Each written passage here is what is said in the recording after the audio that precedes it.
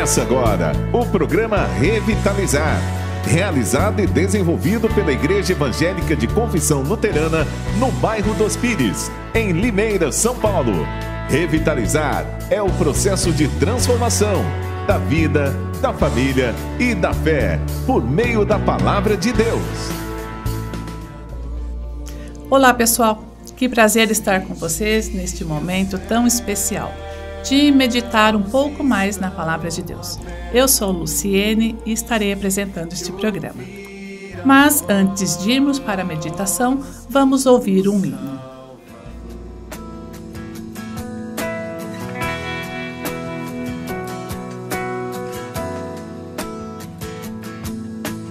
Luz do mundo, vieste à terra para que eu pudesse te ver.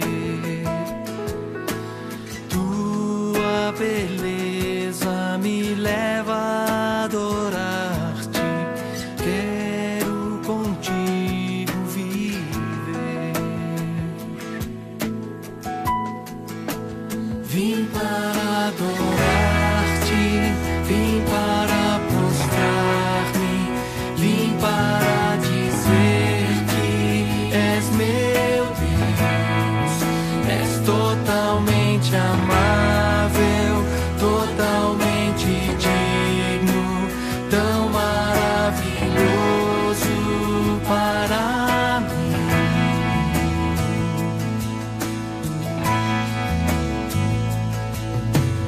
Eterno Rei, exaltado nas alturas, glorioso nos céus, humilde vieste à terra que criaste, por amor pobre se fez.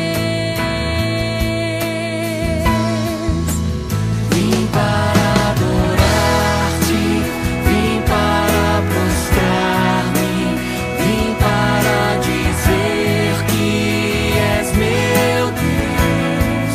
És totalmente amável, totalmente digno, tão maravilhoso para mim.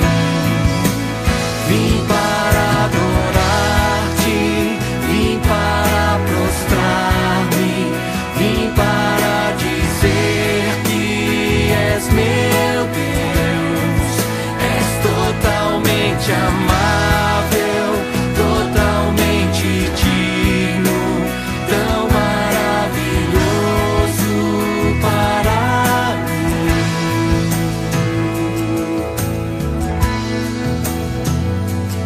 Eu nunca saberei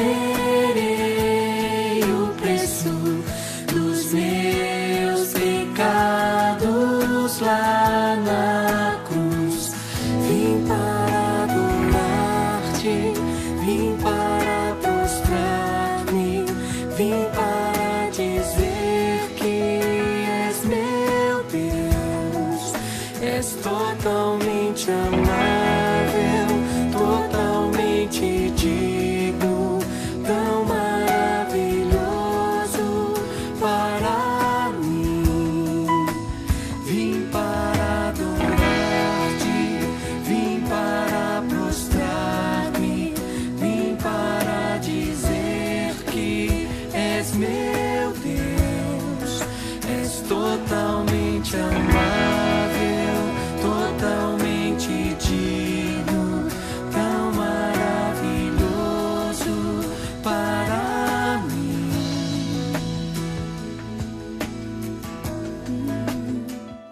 O texto para a mensagem de hoje é de Mateus, capítulo 6, versículo 25 a 34, e diz assim: Portanto eu digo, não se preocupe com sua própria vida, quanto ao que comer ou beber, nem com o seu próprio corpo, quanto ao que vestir. Não é a vida mais importante que a comida? E o corpo mais importante que a roupa? Observem as aves do céu, não semeiam nem colhem, nem armazenam em celeiros. Contudo, o Pai Celestial as alimenta. Não têm vocês muito mais valor do que elas? Quem de vocês, por mais que se preocupe, pode acrescentar uma hora que seja a sua vida? Porque vocês se preocupam com roupas? Vejam como crescem os lírios do campo, eles não trabalham nem tecem. Contudo eu digo que nem Salomão, em todo o seu esplendor, vestiu-se como um deles. Deus veste assim a erva do campo, que hoje existe e amanhã é lançada ao fogo. Não vestirá muito mais a vocês, homens de pequena fé? Portanto, não se preocupem dizendo, o que vamos comer? O que vamos beber? Ou o que vamos vestir? Pois os pagãos é que correm atrás dessas coisas. Mas o Pai Celestial sabe do que vocês precisam. Busquem, pois, em primeiro lugar o reino de Deus e a sua justiça, e todas estas coisas serão acrescentadas a vocês. Portanto, não se preocupem com o amanhã, pois o amanhã trará as suas próprias preocupações. Basta a cada dia o seu próprio mal. Que texto contundente esse, né? Somos um país de pessoas com transtorno de ansiedade. Segundo a Organização Mundial da Saúde, 3,6% da população mundial apresenta o quadro de ansiedade. O Brasil, o estudo aponta que 9,3% da população possui transtorno de ansiedade. Isso significa um pouco mais de 18 milhões de pessoas. Esses dados nos colocam como o país com maior índice de ocorrência. Somos um país de pessoas ansiosas. Vivemos constantemente na incerteza do amanhã, principalmente quando o assunto é a economia. Segundo um levantamento produzido pela Rede Brasileira de Pesquisa em Soberania e Segurança Alimentar e Nutricional, cerca de 19 milhões de brasileiros passam fome e 55% da população apresenta algum nível de insegurança alimentar. São irmãos e irmãs da nossa terra que não têm o que comer ou o que dar de comer a seus filhos. São pessoas que perderam seus empregos durante a crise da pandemia. Muitas pessoas se mudaram para locais com aluguel mais barato para que possam comprar o que comer. Todos estamos incertos em relação ao futuro. Quem de nós não se preocupa com o dia de amanhã? Quem de nós não se preocupa se haverá comida em nossa mesa amanhã? Será que haverá aposentadoria para todos quando, daqui a alguns anos, nosso país for composto por pessoas idosas? O Brasil e o mundo estão preparados para isso? Em que vamos colocar a nossa esperança? De um futuro melhor para o nosso país? As palavras de Jesus desafiam o nosso entendimento. Jesus nos convida a não nos preocuparmos. Mas alguém de nós consegue fazer isso? Eu acho que não, né? Alguém de nós consegue não se preocupar com o amanhã? Alguém de nós consegue não ficar ansioso diante da possibilidade de futuro? A verdade é que somos humanos. Faz parte da nossa natureza humana ficarmos preocupados e ansiosos quando sentimos que o nosso futuro e o da nossa família estão ameaçados. Por isso, Jesus não está falando das preocupações básicas da vida. É legítimo e justo se preocupar com o que comer e vestir. Mas existe um outro tipo de preocupação que não combina com a fé.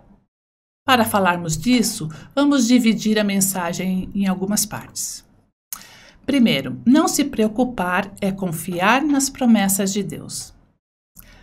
Jesus não está falando aqui das preocupações básicas da vida, pois é natural nos preocuparmos conosco e com a nossa família. Jesus está falando da preocupação com aquilo que é menos importante e de que quando o ser humano confia em tudo e todos, menos em Deus.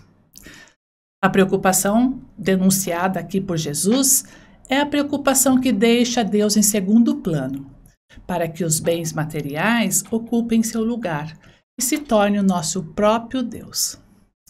Martim Lutero interpretou este texto bíblico dizendo: significa pensar somente nesta vida, como enriquecer-se aqui, como juntar e aumentar dinheiro e bens, como se fôssemos viver aqui eternamente. Pois comer, beber e vestir-se não é pecado, nem precisar de dinheiro. A necessidade da vida e do corpo exige seu alimento e roupas. Também procurar e adquirir o sustento não é pecado. O pecado consiste na preocupação por essas coisas, isto é, colocar nelas o consolo e a confiança do nosso coração. Pois a preocupação não está nas roupas ou no alimento, e sim no íntimo do coração. Ele não consegue desligar-se disso e se prende a essas coisas. Como se diz, bens tornam um homem corajoso. Portanto, preocupar-se significa a mesma coisa que estar preso nisso com o coração. Portanto, a preocupação da qual Jesus está falando é aquela que torna os bens um Deus e que nos causa medo de perdermos esse nosso Deus. A preocupação tola é aquela que torna as coisas menos importantes as mais importantes de todas. Já a preocupação sábia é aquela que sabe o lugar de cada coisa e que obedece ao primeiro mandamento. Eu sou o Senhor teu Deus, não terás outros deuses diante de mim. A preocupação sábia é aquela que diante de Deus nos leva a administrarmos bem a nossa casa. A preocupação tola é aquela que nos faz ter medo de perder aquilo que transformamos em divindades para nós mesmos. Por isso, quem é sábio em sua preocupação procurará ajudar também a seu próximo e passa por necessidade. Já a preocupação tola se voltará somente para o acúmulo egoísta de bens. Lutero diz também que quem ama o dinheiro e procura seu próprio proveito não se preocupará muito com o próximo. Já quem se preocupa diante de Deus confia nas palavras do salmista: o Senhor é o meu pastor e nada me faltará. Portanto, não se preocupar significa confiar nas promessas de Deus, apesar das circunstâncias.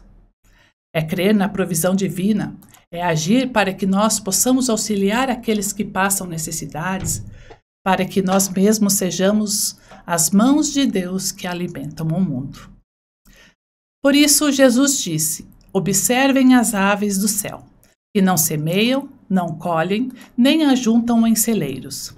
No entanto, o Pai de vocês que está no céu as sustenta. Será que vocês não valem muito mais que as aves? Não sejamos engaiolados por nossas ambições. Não nos tornemos escravos de nós mesmos. Não confiemos em nossas posses, mas que no próprio Deus. Não se preocupar é confiar o futuro nas mãos de Deus, o segundo item. Quem de nós conhece o dia de amanhã? Quem de nós é capaz de dizer com certeza que amanhã estaremos vivos e respirando? Quem de nós pode dizer com certeza que o amanhã o nosso coração vai estar batendo? Essas perguntas são importantes, pois elas nos respondem algo muito libertador. Não estamos no controle de nada. E isso não é um problema, mas é uma bênção. Que bom que não temos tudo em nossas mãos. Que bom que não dominamos sobre a vida e a morte. Que bom que podemos ser livres para vivermos com amor a Deus e ao próximo. Por isso, Jesus diz: quem de vocês, por mais que se preocupe, pode acrescentar um côvado ao curso da sua vida? Com isso, Jesus está nos dizendo: em vez de se preocuparem com o que importa, vocês se preocupam com o que não importa, como se isso pudesse salvar vocês da morte.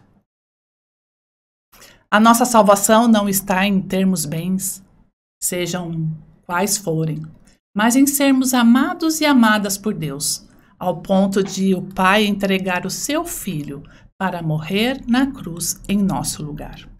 Os bens que possuímos, os avanços da medicina podem até prolongar um pouco a nossa vida, mas não podem impedir a morte.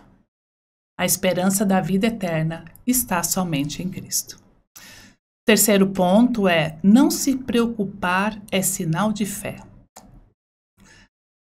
O que está ocupando o primeiro lugar em nossas vidas? O que é prioridade para nós? Quem está em destaque? Jesus nos faz um maravilhoso convite. Busque em primeiro lugar o reino de Deus e a sua justiça, e todas estas coisas lhe serão acrescentadas. O problema é que, geralmente, o reino de Deus está em último lugar em nossas vidas.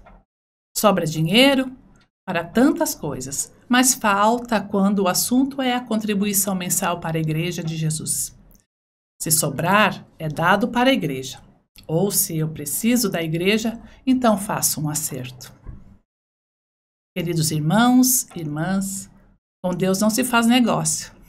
Ou buscamos em primeiro lugar o seu reino e a sua justiça, ou não temos uma fé verdadeira.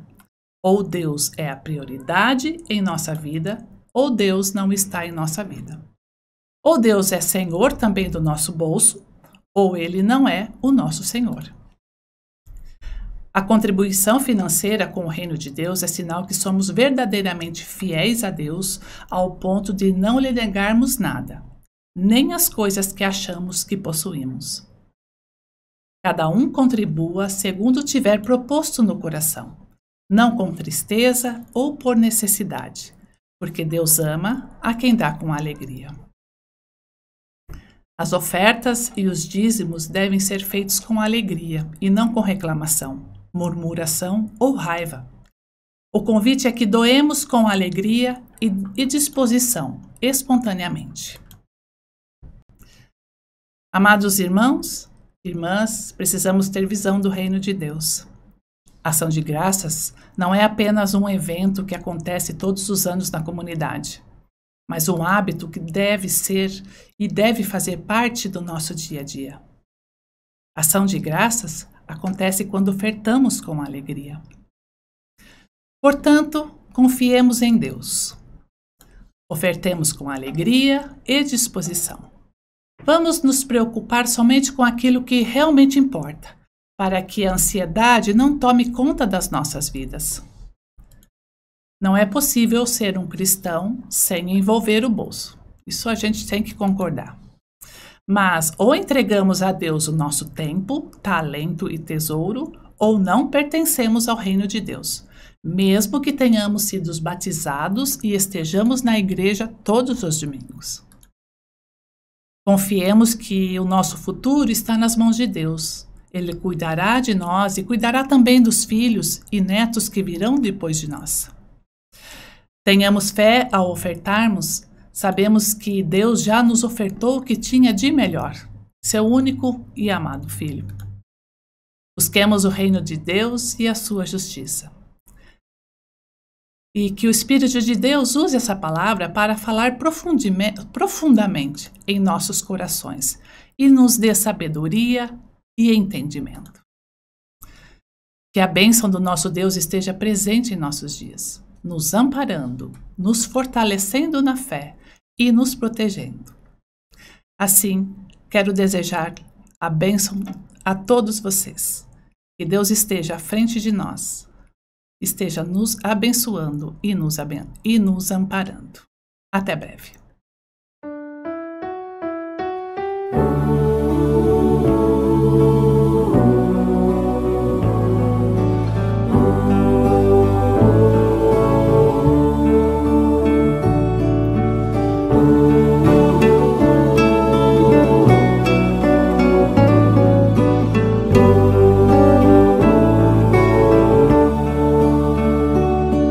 Daqueles que estão à minha